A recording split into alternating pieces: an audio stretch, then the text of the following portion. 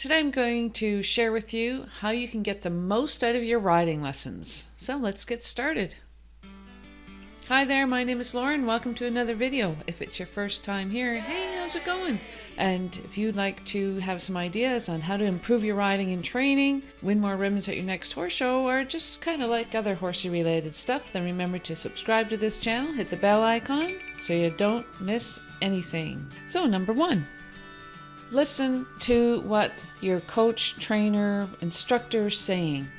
That seems kind of weird that I'd have to say that, but sometimes when you're teaching, the instructor will tell one person to look up, look around the circle, and then the next person, if there's a group, the next person, look up, look around the circle, look up, look around. If your instructor is telling the first person to do that, then listen to what they're saying and do what they're asking. So don't just do what the instructor is telling you what to do.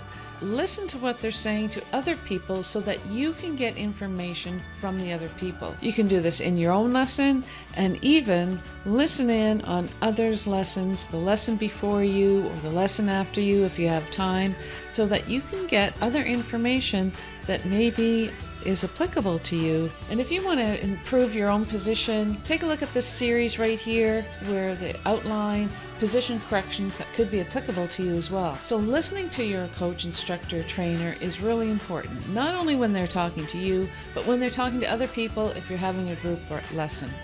Listen to what they're saying to the other people and you can apply it to your own riding as well. Number two, ask questions. You can ask questions to clarify something, or if you want to learn more about a certain topic. Make your questions specific to the idea or theme that your lesson is about for that day. Ask your questions at an appropriate time as well.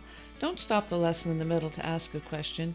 Wait until there's an appropriate time, or if the instructor's asking you, are there any questions? And here's an insider tip.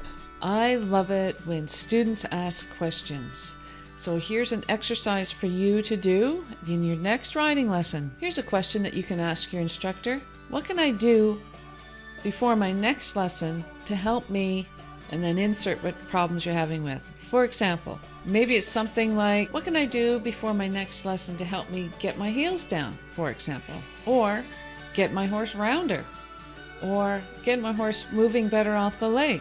If you're having trouble with those things, ask your instructor what you can do before your next lesson so that you can arrive at your next lesson and have that part cleared up so that you can move on in your riding.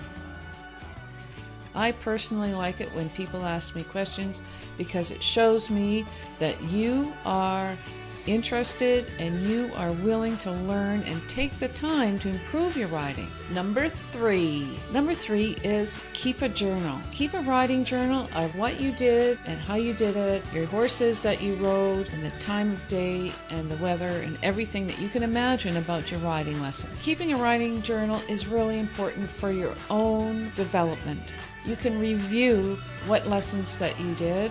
You can review the exercises that you did so that when you're riding and training on your own, you can replicate the lessons and the exercises that you did in your lesson. It's also a good idea to keep a note on the temperature and how your horse felt, if he felt a little off, if he spooked or shied, or if you rode down the road, or if you went on a hack, or if you did jumping, so that you can keep track of what you're doing with your horse.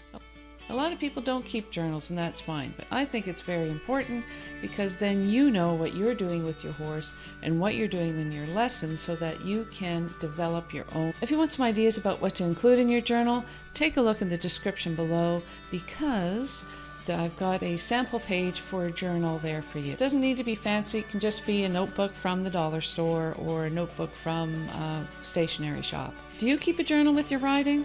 Put it in the comments below if you keep a journal. I really would like it if you did or if you started. I've gotten so much information from past journals that I've kept, exercises that I did that really worked well, and that you forget about them. You can just go back in your journal and look through it and get these ideas and get these exercises. And tip number 4, be consistent and practice. I guess that's 4 and 5. And that means if you're riding once a week in a once a week riding lesson, then make sure that you make time to consistently go to that lesson. Don't take a lesson 1 week and then skip a week or two because you've got other things that you think are more important, and then go back and expect to be at the same spot. If you want to improve your riding, be consistent with your riding, and practice in between your riding lessons. This is particularly important if you have your own horse and if you're going to be showing. If you are showing and want to understand what the judge is looking for, I've made a series right here where you can see what the judge is looking for in your horse shows. But it's really important that you get serious about your riding and be consistent with your riding. If you're riding once a week and you can't practice in between, then practice by visualizing what it is you're going to be doing in your next lesson and how you're going to be doing it. Visualizing is a really good way to practice. So there's 4/5 tips that you can use in your next riding. My name is Laura, and if you'd like some ideas on how to improve your riding and training and win more ribbons at your next horse show, then you're in the right place. Hope to see you soon. Now go hug your horse. Go use this stuff. Go use this stuff. Go hug your horse. Thanks now. Bye.